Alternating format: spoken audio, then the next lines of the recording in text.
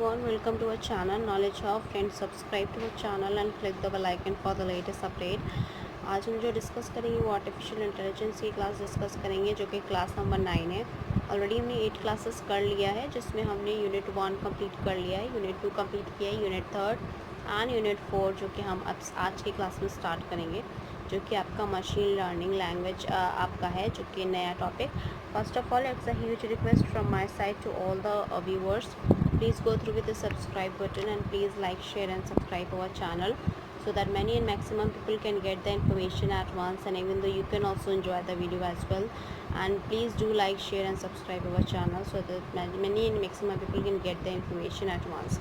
So in the machine learning, first we'll understand what is machine learning. In that case, machine learning is a primarily concerned that with the design and development of algorithm that allows the system to learn from the historical data, where machine learning is based on the idea that the machines that can learn from the past data, identify patterns and make decision using algorithm, where machine learning algorithms are designed in such a way that they can learn and improve their performance automatically. Machine learning helps in discovering the patterns in data, and machine learning can be subdivided into three parts, and that is we have that has been divided into three parts. The first part is your supervised learning, second is reinforcement learning, and the third is unsupervised learning.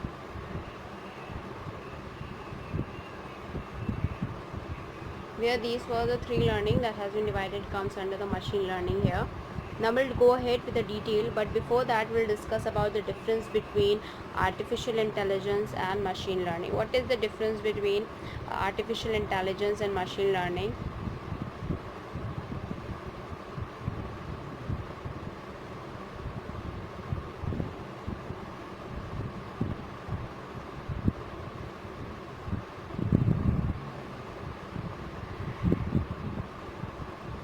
Difference between machine learning and artificial intelligence. In the artificial intelligence, that artificial intelligence is an area of computer science that emphasizes the creations of intelligent machine that work and react like humans. If you have machine learning, that machine learning is based on the idea that machine that can learn from the past data and identify patterns and make decision using algorithm. Where artificial intelligence, the aim is to increase chance of success and not accuracy. We are here that the aim is to increase accuracy, but it does not care about the success. Artificial intelligence, it works as computer program that do smart work and does smart work as well, and it is a simple concept machine that takes the data and learn from the data as well. And the goal of the artificial intelligence is to stimulate natural intelligence to solve complex problem, and where that the goal is to learn from the data on a certain task to maximize the performance of machine on this task. Artificial intelligence is the decision making, and where machine learning allows system to learn new things from the data. Now we'll go ahead with the detailed of that is your supervised and unsupervised learning, and that is comes under the supervised learning here.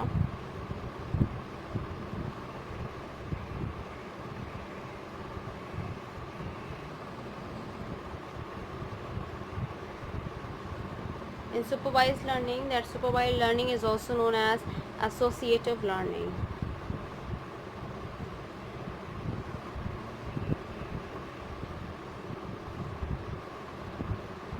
Supervised or associative learning, in which that the network is trained by providing it with input and matching output patterns as well. Where the supervised learning, that is supervised training, requires the pairing of each input vector with a target vector representing the desired output, and where the input vector together with the corresponding target vector is called training pair. To solve the problem of supervised learning, following steps are considered. The first step is to determine the type of the training examples, gathering a training set, determine the input feature representations of the learned function, and determine the structure of the learned function and corresponding learning algorithm, and complete the design as well. Talking about the supervised learning, that can be classified into the two types, and where supervised learning has been divided into two parts, that is the first is your classification, the second is your regression. So now we'll go ahead with unsupervised learning.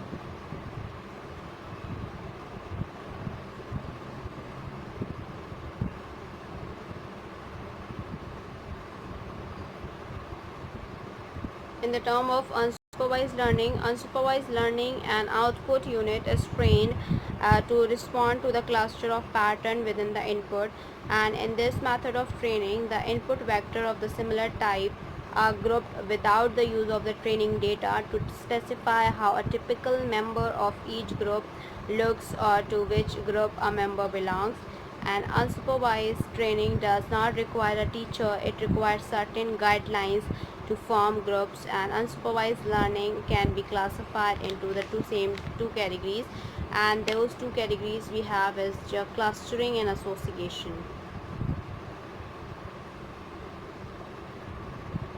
And second is association. With the help of we'll go ahead with the differences between supervised learning and unsupervised learning. Difference between supervised learning and unsupervised learning.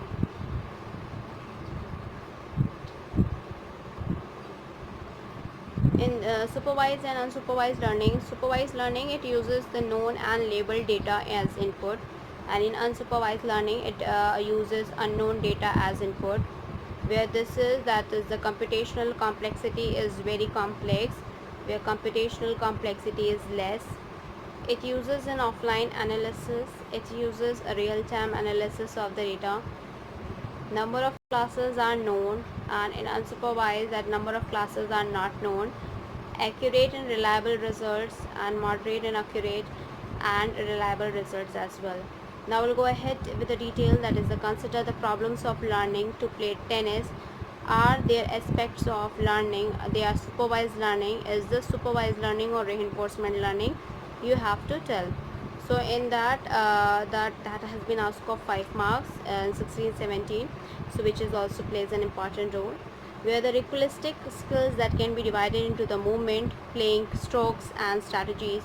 The environment consists of the court, ball, opponent and one's own body. The relevant sensors are the visual system and the proprioceptions here. The effectors are the muscles involved in moving to the ball and hitting the stroke, and where the learning process involves both supervised learning and reinforcement learning, because supervised learning occurs in occurring the predicting transition models. For example, where the opponent will hit the ball and where the ball will be land, and what trajectory the ball will have after one's own stroke. So reinforcement learning occurs when the points are won and lost, and this is particularly important for the strategic aspects to play as such a shot placement and positioning. In the early stage, the reinforcement also occurs when a shot succeeds in clearing the net and landing to the opponent's court here. So let's go ahead to discuss about the detail in the regression.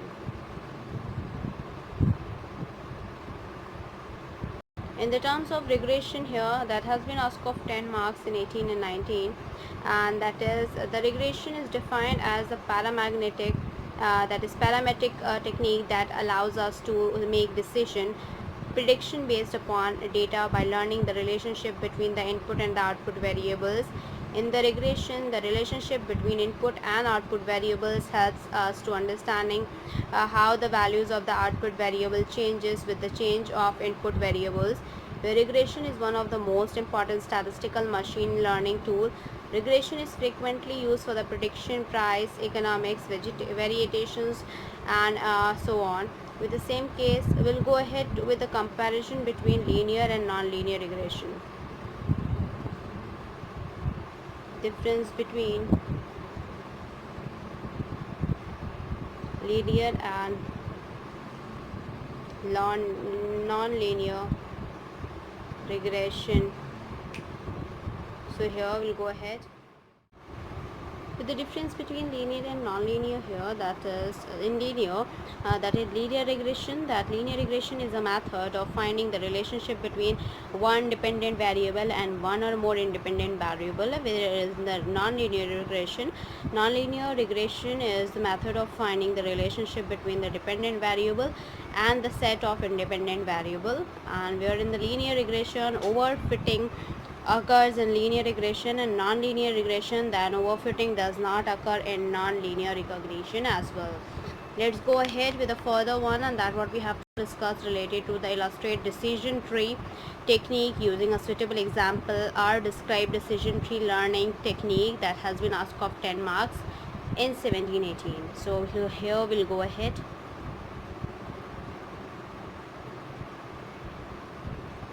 Decision tree learning technique. So in this decision tree learning technique here, that what we have to discuss as well, that is in a decision tree that takes input as an object or situation described by a set of attribute and returns to the decision, and that the predicate output value for the input and that is input attribute and the output value that can be straight or continuous as well. With the same case, a decision tree reaches its decision by performing a sequence of tests. Each interval node is a tree correspond to the test of the values on the properties and the branches from the node, and are labeled with the possible values of the test as well, where each leaf node in the tree specifies the value to be returned if that leaf is reached as well. For example, that the problem of the whether to wait for a table at a restaurant, that thus aim here to learn a definition from the goal predicate will wait. So let's suppose we decide on the following list of attributes, that is the alternate here. Okay, so in the alternate, that whether there is a suitable alternate restaurant nearby. The second is Friday or Saturday, that true on Friday and Saturday. Third is the hungry, that is whether we are hungry. The fourth is the patrons, that is how many people are there in the restaurant. The values are sum and the full. Reservation is, that is whether we made a reservation. Type, the kind of the restaurant, like French, Italian, Thai. And weight estimate, that is the weight estimated by the host, like 0 to 10, 10 to 30, 30 to 60 minutes. That totally depend upon. Okay, so here that is comes under a decision tree, and that has been made. So with this, let's go ahead to discuss about the attribute selection.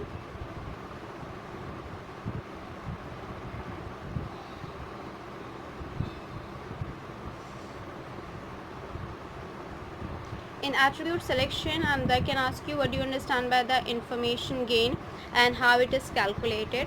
So in a decision tree, the major challenge is the identification of the attribute for the root node in each level, and this process is known as an attribute selection. We have two attribute selection measures. The first is the information gain and the second is your Gini index.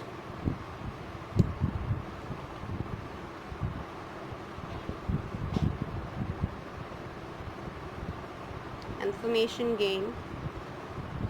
The second is Gini index.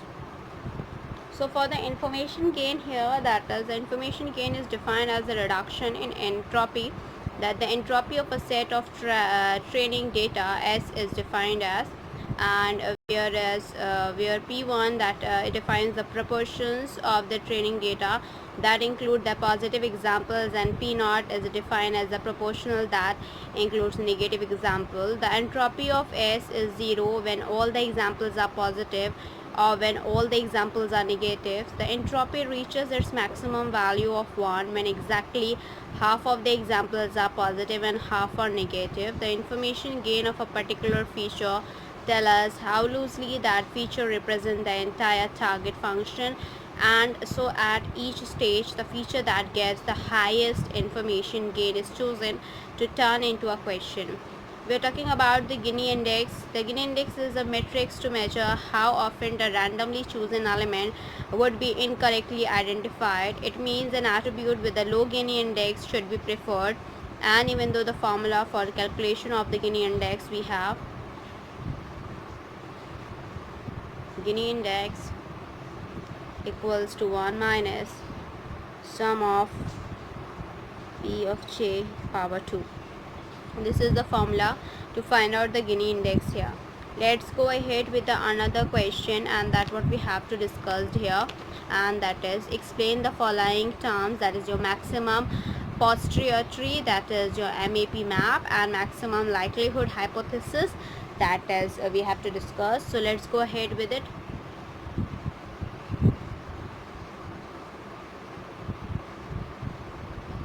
Maximum posteriori, that is your map. In the same case here, with the same case talking about the maximum posterior map here, in that to make a predictions based on a single most probable hypothesis, that is in H1, that maximum of P of H that is of ID is a main maximum posterior. Predictions made according to the map hypothesis, which is H map, and are approximately Bayesian to the extent of that network. And in a map learning, the hypothesis prior plays an important role. Bayesian and a map learning method use the prior to penalize the complexity. Typically, more complex hypothesis has a lower prior probability because there are usually many more complex hypotheses and than simple hypotheses, though they have a greater capacity to fit the data. Hence, a hypothesis prior embodies a trade-off between the complexity of a hypothesis and its degree to fit it the data. And in the case of the trade-off, where are consistent and a zero otherwise, and where let d be the represent all the data with an observed value of d, then the possibility of the each hypothesis is based on the Bayes rule. And with the same case where hence map learning is chosen here in this concept, that the map learning is choosing the hypothesis that provides the maximum compressions of the data. Let's go ahead with the another one, that what we have to discuss about maximum likelihood hypothesis.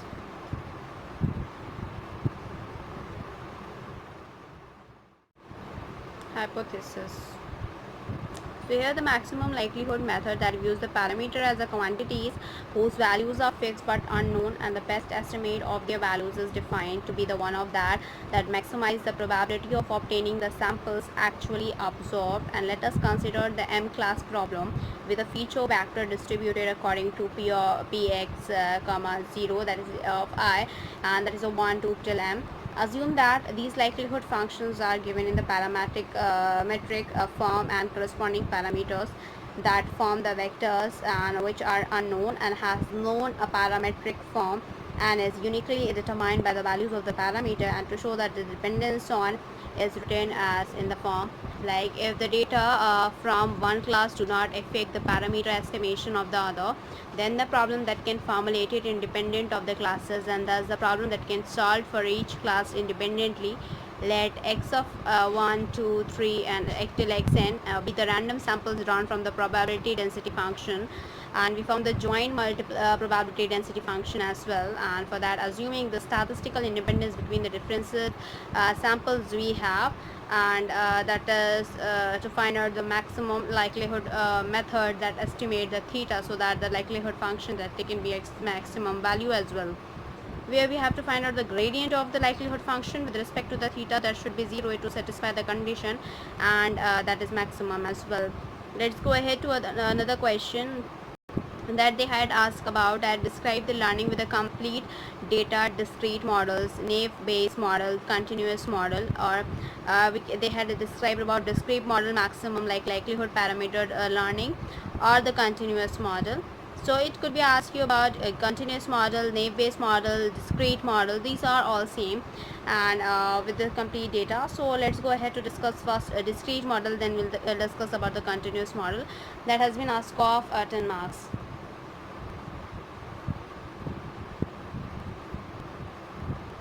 discrete model maximum, that is likelihood parameter learning. So with this, that suppose we buy a bag of lime and cherry candy from a manufacturer whose lime cherry proportions are completely unknown, and that is the fraction that could be anywhere between 0 and 1, and in that case we have a continuum of hypothesis that the parameter in this case, which we call theta, is the proportion of the cherry candies, and the hypothesis h theta, that the proportions is 1 minus, of course that's the theta here. And for that sake, if we assume that all proportions are equally like a priori, then a maximum likelihood approach to be is reasonable. And if we model the situation with the Bayesian network, we need just one random variable flavor, that the flavor of the randomly chosen candy from the bag. It has values cherry and lime, where the probability of the cherry is theta. Suppose we unwrap n candies, of which C are the cherries, and where according to the equation that we'll find it out, the maximum likelihood hypothesis is given by the value of the theta that maximize this expression, and the same value is obtained by the maximizing the log likelihood. By taking the logarithm, we reduce the product to the sum over the data, which is usually easier to maximize. And to find the maximum likelihood value of theta, we differentiate L with respect to theta and set to the resulting expressions to 0 as well. Now we'll discuss about the Naive Bayes model.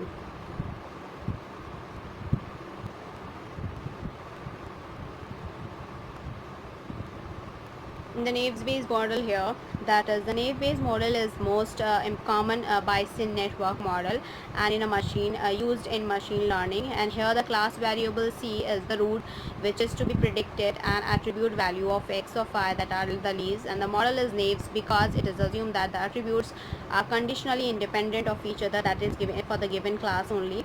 A Naive Bayes model that are viewed as Bayesian network, in which each x of I and has a C of sole parent, and C has no parents as well. And where the Naive Bayes model with that is Gaussian is equivalent to the mixtures of the Gaussians with the diagonal that is the covariance matrices as well. The use of the mixtures of the Gaussians is Naive Bayes model and allow for very efficient inferences of marginal and conditional distributions as well, and where Naive Bayes learning has no difficulty with noisy data, and that can give that more appropriate probabilistic predictions as well. Then next we have is your continuous model.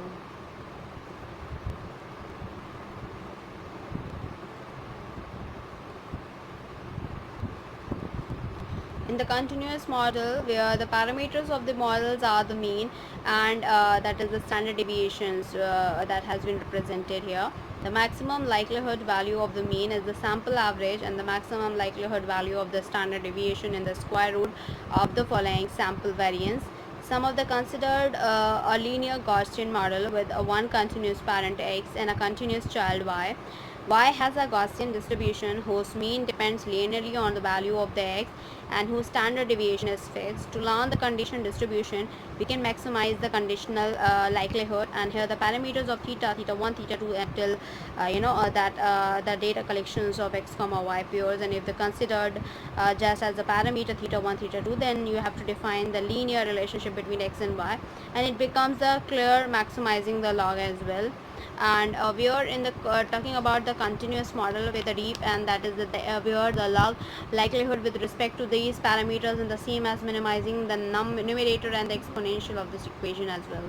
So where the quality, that is the area of x comma y, that is the differences between the actual value of y and that is predicted value, and well known sum of the that is squared errors, and this is the quantity that is minimized by the standard linear regression procedure, and that's why the minimizing the sum of the squared errors that gives the maximum likelihood straight line model that provides the data that are generated with the Gaussian noise of a fixed variance.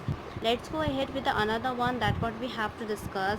The question has been asked is describe learning with the hidden data EM algorithm, write a short note on EM algorithm, and as well as with respect to that explain learning with a complete data naive based models and learning with a hidden data EM algorithm. So we will have to discuss learning with a hidden data EM algorithm, that is of 10 marks.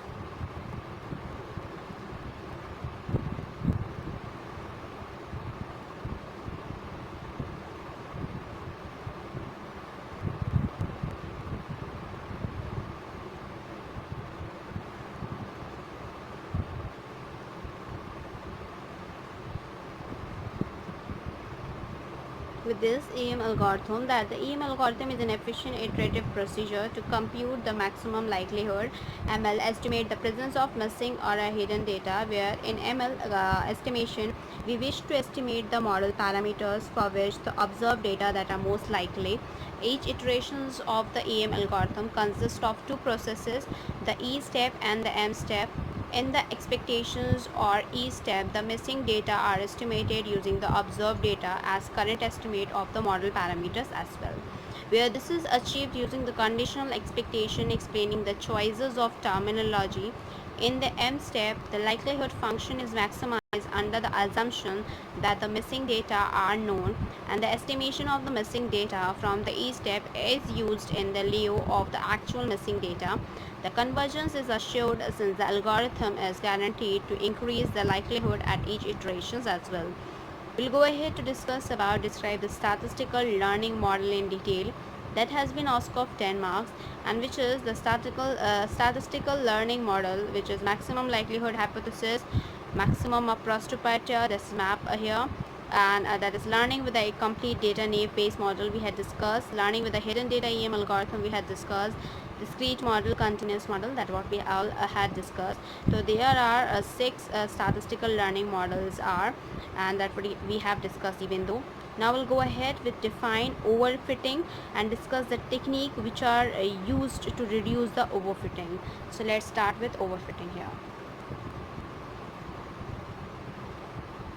In overfitting, that overfitting occurs even when the target function is not at all random, and it affects every kind of learning algorithm, not just decision tree.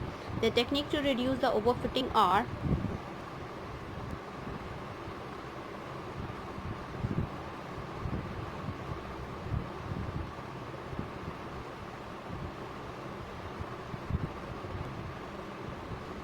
so the techniques we have is the decision tree pruning.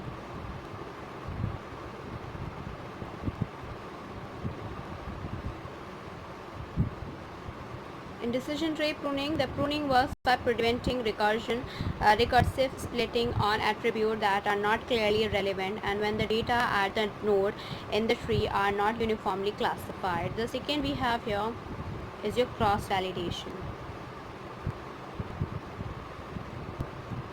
In the cross validation, that it can be applied to any learning algorithm, not just decision tree learning. The basic idea is to estimate how well each hypothesis will predict unseen data, and this is done by the setting some fraction as well, and where in the same case of the known data and using it to the test to the prediction performances of the hypothesis induced from the remaining data as well. Now we'll talk about what is reinforcement learning, differentiate between active and passive reinforced learning, or we can discuss, they can ask you about describe reinforcement learning, which is RL, and explain its application as well. So let's go ahead with that.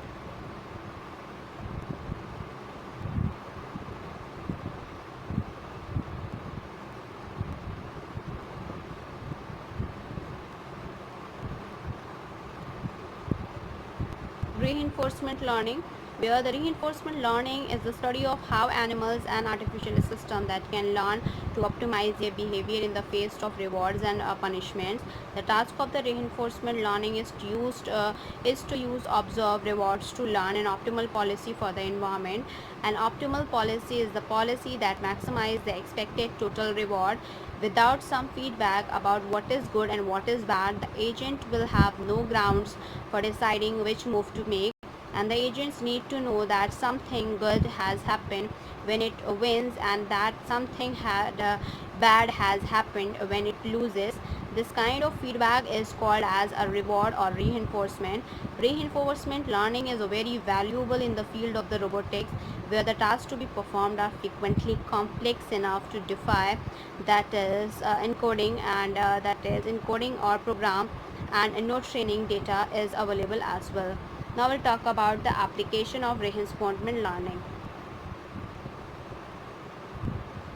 The application of RL, that is reinforcement learning. And RL can be used in robotics for the industrial automation. RL can be used in machine learning and the data processing. RL can be used to create training system that provides the custom instructions and materials according to the requirement of students. Now we'll go ahead with the differences between active reinforcement learning and passive reinforcement learning.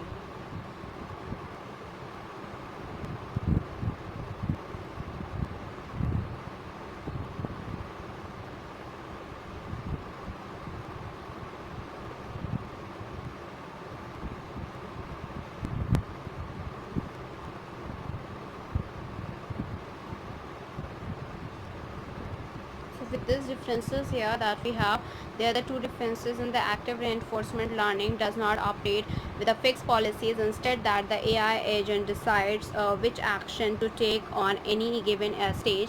For the passive here, that is in passive reinforcement learning, the policies for AI agent are fixed.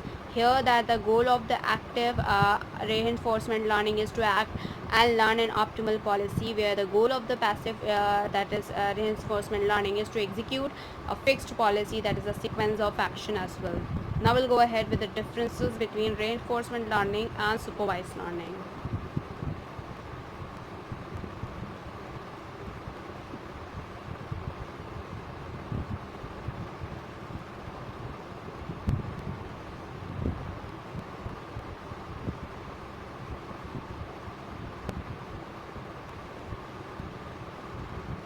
In reinforcement learning, that is all about making decisions sequentially.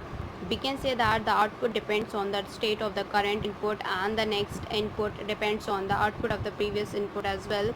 For the supervised, in a supervised learning, the decision is made on the initial input or the input given at the start. And for the reinforcement learning, in the reinforcement learning, decision is dependent, so we give the labels to the sequences of the dependent decisions.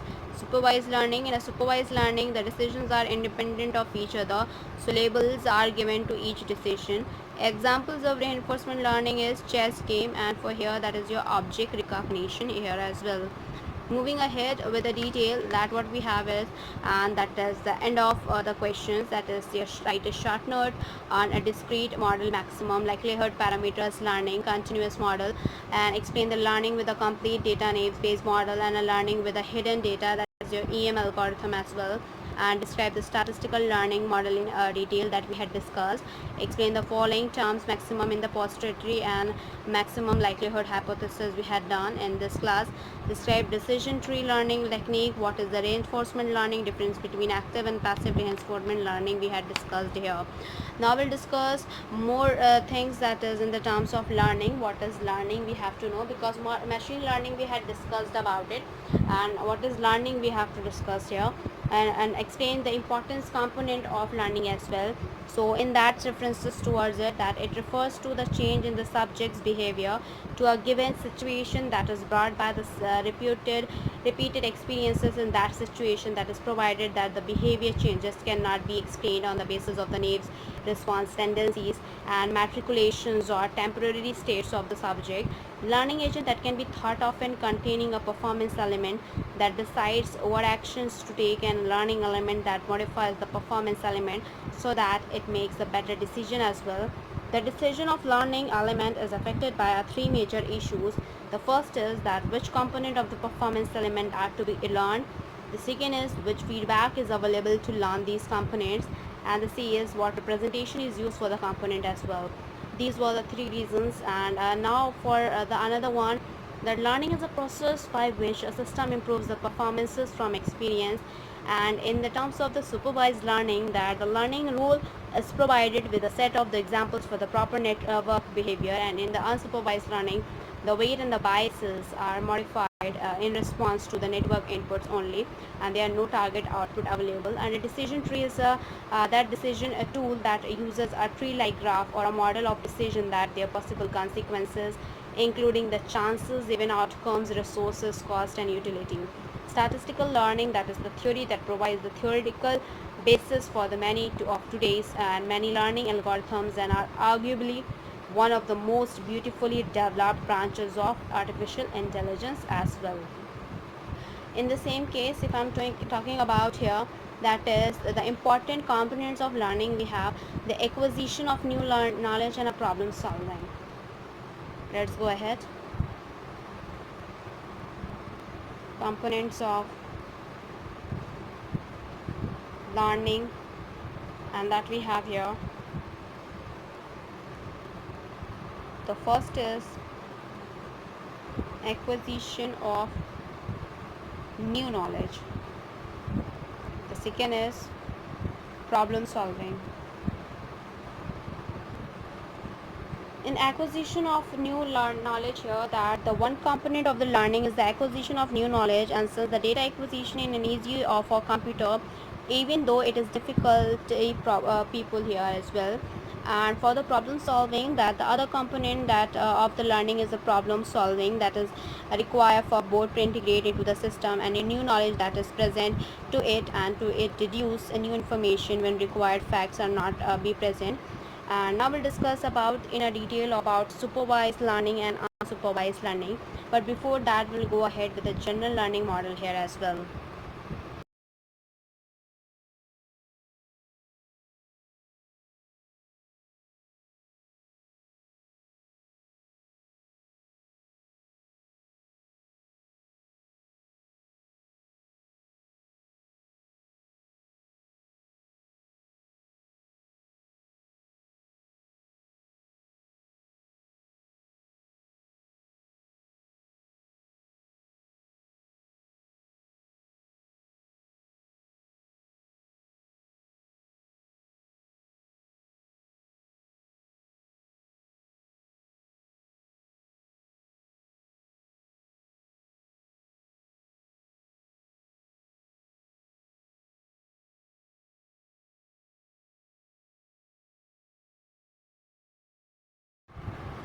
In acquisitions of that is new knowledge, that is in that the acquisition, that one component of learning is the acquisition of new knowledge, and simple data acquisition is easy for computers, even though it is difficult for the people as well. And talking about the problem solving here, the other components of learning is the problem solving that is required for both to integrate into the system new knowledge that is presembles to it, and to deduce new information which required the facts are not being presented as well.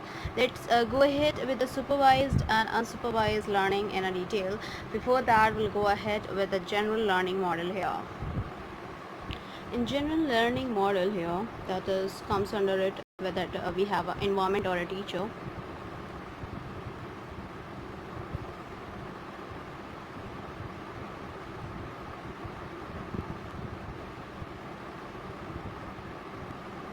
And that is your stimuli. Example, this is L1,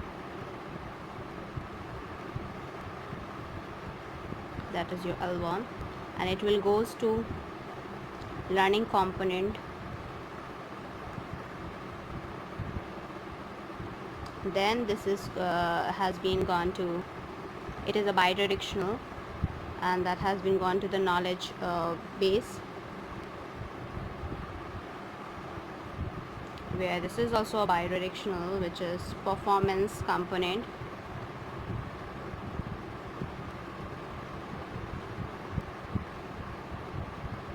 In the same case, and that is your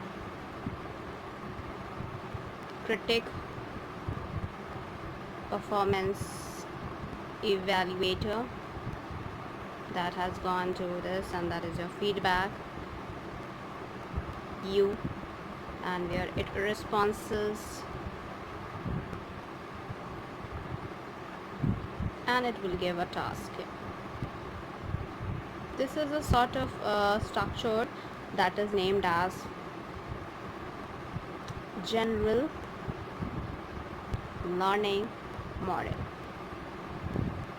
As we had discussed about the acquisition of new knowledge and a problem solving as well, so here we'll go ahead with the another one that what we have to discuss here, that is the supervised and unsupervised learning. So let's go ahead with that. Supervised learning.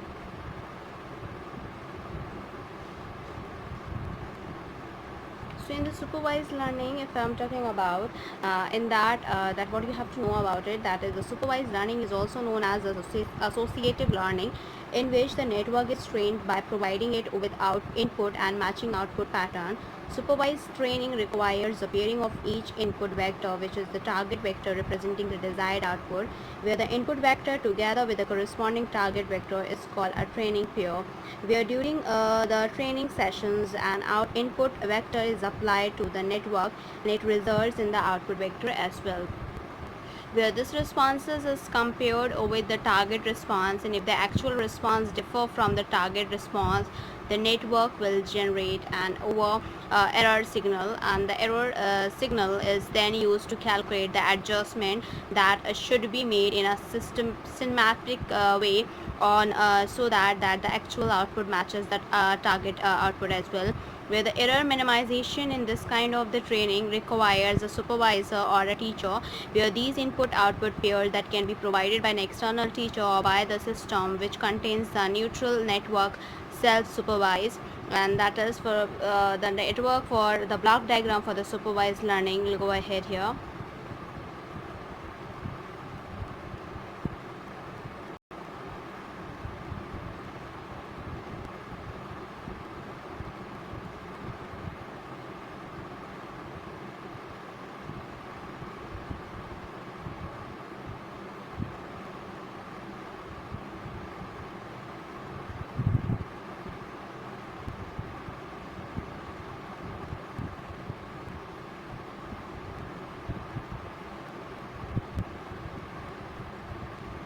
So this is a block diagram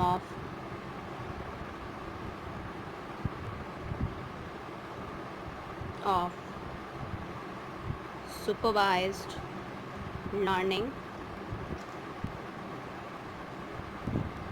where here that is the first is your input feature.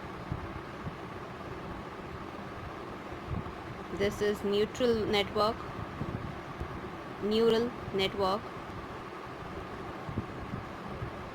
and this comes to it, that is your target feature.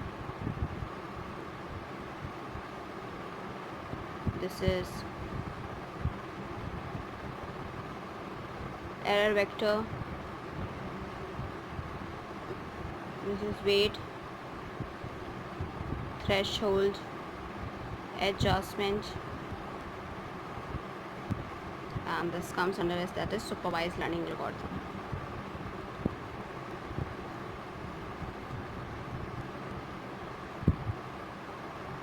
Here, in order to solve the problem of supervised learning feature, following steps are considered. First, to determine the type of a training examples. Second is to gathering of a training set. The third is to determine the input feature representations of learned function. The fourth is to determine the structure of the learned functions and corresponding learning algorithm as well. And the last is to compute the design as well. With the same case, we'll go ahead with unsupervised learning or self-organization as well.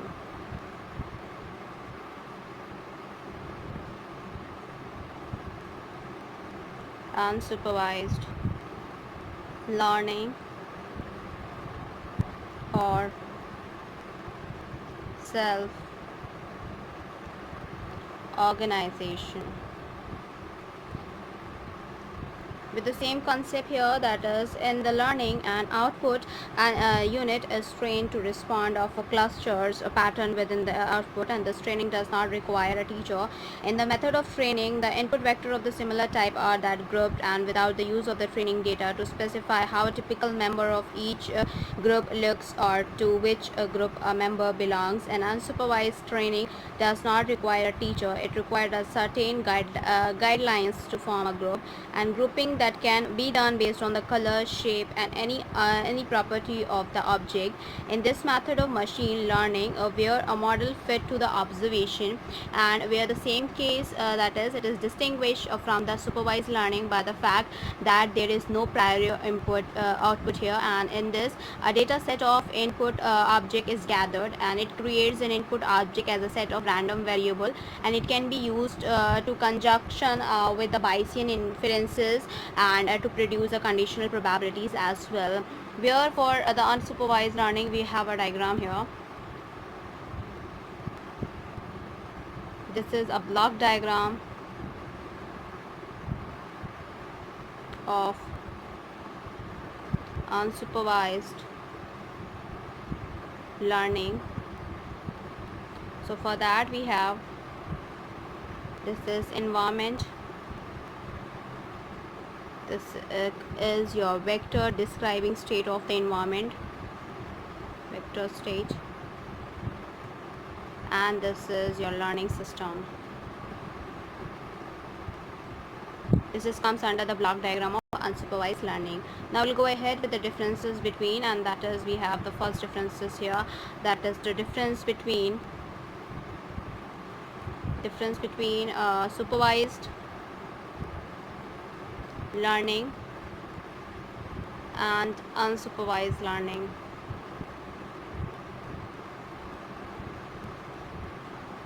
So difference between supervised learning and unsupervised learning, where that has been asked of 10 marks. So supervised learning, if I'm talking about supervised learning, is also known as associative learning, in which the network is trained by providing it with input and matching output pattern as well. For the unsupervised learning is also known as a self-organization, in which an output unit is trained to respond the clusters of pattern within the input. For the second difference is for the supervised here. Supervised training begins that requires the pairing of each input vector with a target vector representing the desired output. For the unsupervised learning, that is unsupervised training, is employed as a self-organizing natural neural network as well. For the supervised learning, during the training session, an input vector is applied to the network and it results in an output vector, and this responses to the compared with the target responses as well. For the unsupervised learning, during the training, the neural network receives input patterns and organizes their patterns in the category, and where when a new input pattern is applied, the neural network provides an output response in indicating the class of which the input patterns belong. For the supervised learning here, that is, if the actual responses differs from the target responses, the network will generate an error signal, and here if the class cannot be found for the input pattern, a new class is generated.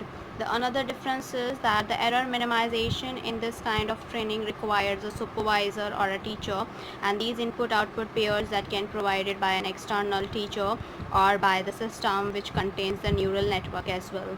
For the unsupervised learning, that is unsupervised training, that does not require a teacher. It requires a certain guidelines to form a group, and grouping that can be done based on the color, shape, and any other property of the object as well. Talking about the supervised learning here, that is, the supervised learning generates a global model, and that is for the supervised training method that are used to perform nonlinear mapping in a pattern classification network, that pattern association network, and the multi-layer neutral that is network here. And for the unsupervised learning here, that is for the data compression and clustering here. For the supervised learning, that is, the supervised learning generates a global model and a local model, and for unsupervised in this system, that is supposed to deliver the statistically silent features of the input population here. So let's go ahead to discuss about many more things, that is your decision tree learning technique. Decision trees learning technique. using a suitable example that has also been asked of 10 marks. So let's go ahead to discuss that. A decision tree is a decision support a tool that uses a tree tree like graph or a model, and where that is in the same case, if I'm talking about that, a decision tree is a decision support a tool that uses a tree like graph or a model of a decision and their possible consequences, including the chances that events, outcome, resources, cost, and utility. And the decision tree are commonly used in the operations research, specifically in the decision analysis, where in the same case we can say that a decision tree that is commonly used in the operation research, specifically that is in the that decision analysis to help in identifying a strategy most likely to reach a goal. And another use of the decision trees as a descriptive means for calculating the conditional probabilities, and when the decisions or the consequences are modeled by the computational verb, then we call that decision tree is a computational verb decision tree. And in a decision analysis, the decision tree and the closely related influences diagram is used as a visual and analytical decision support tool, and where the expected values of the expected utility of computing the alternative are calculated here. In the same case, a decision tree consists of the three types of nodes, and that we have here, that is, the first is your decision nodes. So in the decision nodes that commonly represented by the squares, and the second we have is a chance that is chance node. In the chance node that is represented by the circles, and third we have is your end nodes. In the end nodes here, if I'm talking about, so here end nodes that is represented by the triangle. So in the talking about the decision tree, we will go ahead with the detail. And in the decision tree, if I'm talking about that in the decision tree, they are simple to understand and interpret, then have value even with little hard data, and use a white box model that can be combined with the other decision techniques as well. Decision tree learning is an extraordinary important algorithm for the artificial intelligence, because it is not only very powerful but also the simple and efficient for extracting the knowledge from the data. A decision tree that take an input, an output object or a situation described by a set of an attribute, and returns a decision and the predicted output value for the input, that the input attribute that can be discrete and continuous. A decision tree that reaches to its destination by performing a sequence of tests. Each internal node in the tree corresponds to a test that of values of one or the more property, and the branches from the nodes and are labeled with the possible values of the test as well, where each leaf node is the tree specifies the value to be returned if that leaf is reached. And a decision tree is a tree whose inner nodes represented feature attribute. Each edges stands for an attribute value, and at each leaf node is a class value is given. Talking about the tree creation from the given that is data, that is we have to that a tree is created by a discrete attribute with a finitely many values, because the number of the attribute is also finite, and each attribute that can occur at most once per path, and there are finitely many different decision tree as well. And a simple obvious algorithm for the constructions of tree would simply generate all trees, then for all each tree that is calculated to the number of enormous classification of the data, and at the end choose the tree with the minimum number of the errors. Thus we would even have an optimal algorithm for the decision tree learning as well, where the obvious disadvantages of the algorithm is an acceptable high computational time as soon as the number of attributes becomes larger as well. The next is that is how can we express the decision tree and discuss the issues related to the application of the decision tree. So in that same case, any particular decision tree hypothesis for a well-weighed goal predicate that can be declaration of that form, and where each of that P is, it is first order, and that the first order sentence and the propositional, and that because it contains just a one variable and all predicates are binary. The decision tree describes a relationship between will weight and that is some logical combination of attribute value as well. even though we cannot use decision tree to represent the test that refers to or two or more different object as well. For example, that is decision tree are fully expressive within the class of the proportional language, that is any boolean function that can be written as a decision tree, and this can be done trivially by having each row in the truth table for the function corresponding to the path in the tree, and this would yield an exponentially large decision tree representation because the truth table has an exponentially many rows, and thus the decision tree that can represent many functions with much smaller trees as well. To extend the decision tree inductions to a wider variety of the problem, a number of issues that must be addressed. These were as follows. The first is your missing data.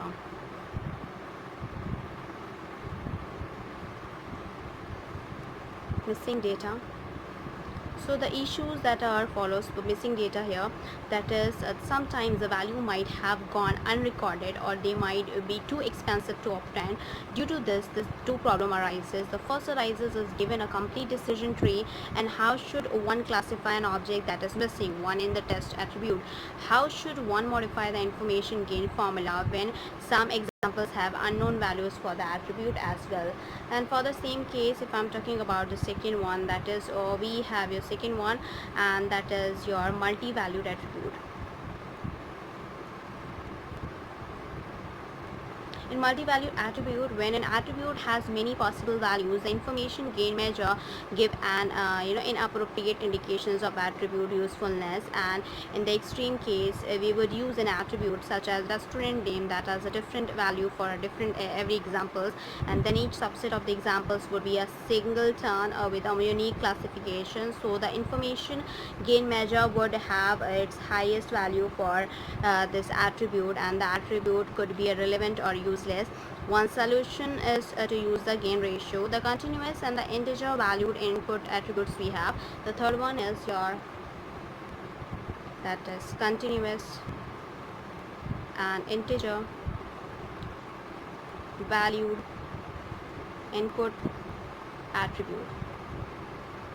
So here the height and weight have an infinite set of possible values, and where the same case rather than generating infinitely many branches, decision tree learning algorithm typically find the split point that point to point highest information gain, and that efficient dynamic programming method exists in finding out the split points, point splits points, and but it is still more expensive and part of the real decision tree learning application. Where the continuous valued output, the fourth we have is your continuous valued output attribution.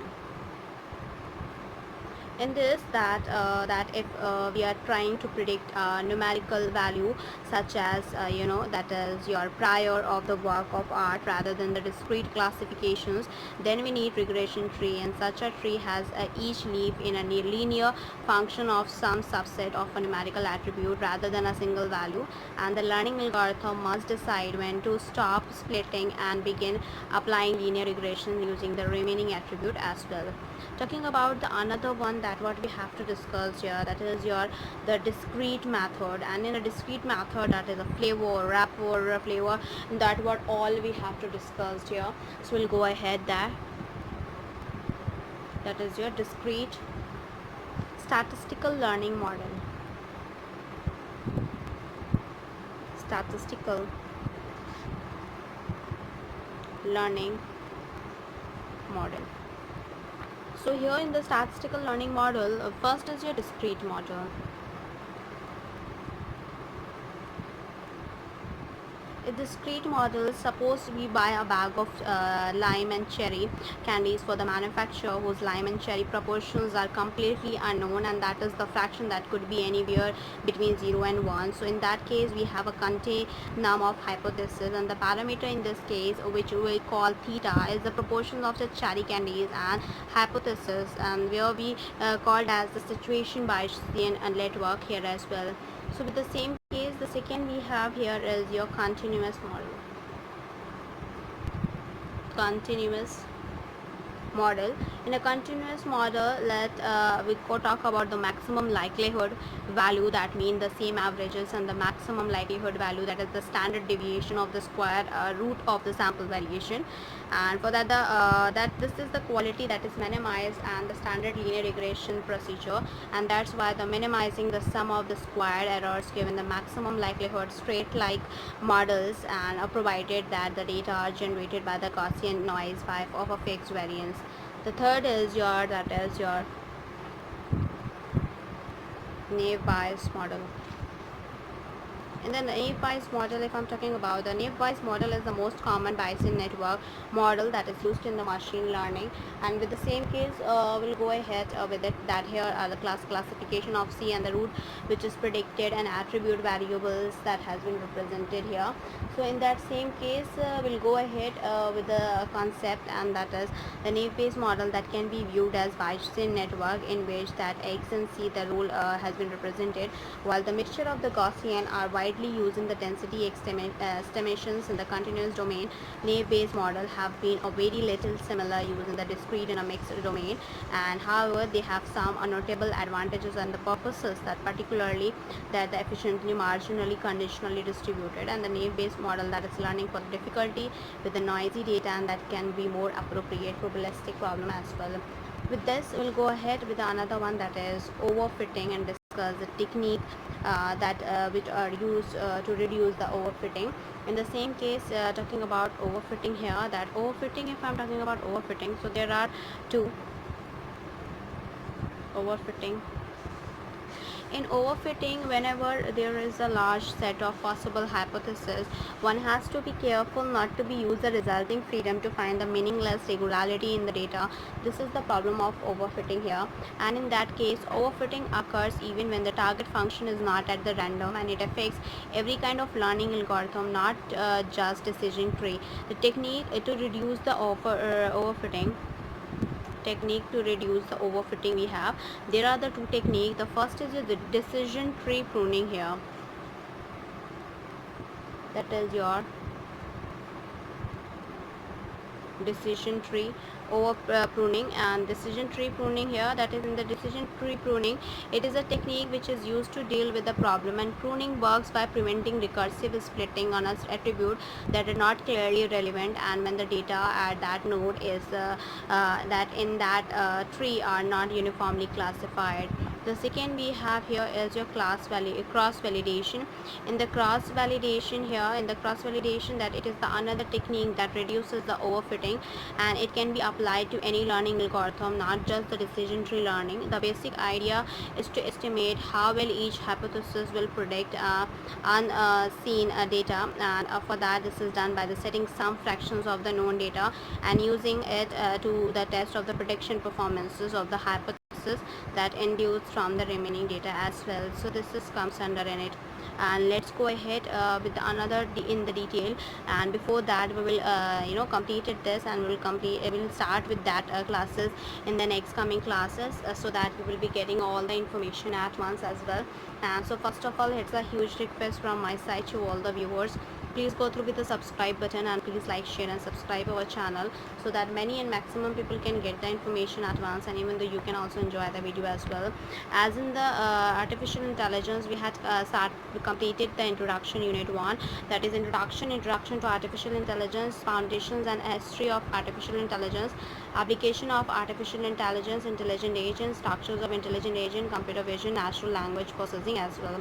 In Unit 2, we had completed Introduction to Search, that is Introduction to Search, Searching for the Solution, Uninformed Search, Strategies, Informed Search Strategies, Local Search Algorithms, and Optimistic Problem, Adversarial Search, Search for the Games, Alpha, Beta Pruning. Unit 3 we had completed, that is Knowledge Representation and Reasoning, Propositional Logic, Theory of the First Order Logic, Inferences in the First Order Logic, Forward and a Backward Chaining, Resolution, Probabilistic Reasoning, Utility Theory, Hidden Markup Model, HHM, Bayesian Network as well. And Unit 4 we had started with, that is we had completed the Machine Learning, Supervised Learning, Unsupervised Learning, Decision Tree, Statistical Learning Model, Learning with a Complete Data, Naive Bayes Model, Learning with a Hidden Data, EM Algorithm, Reinforcement Learning.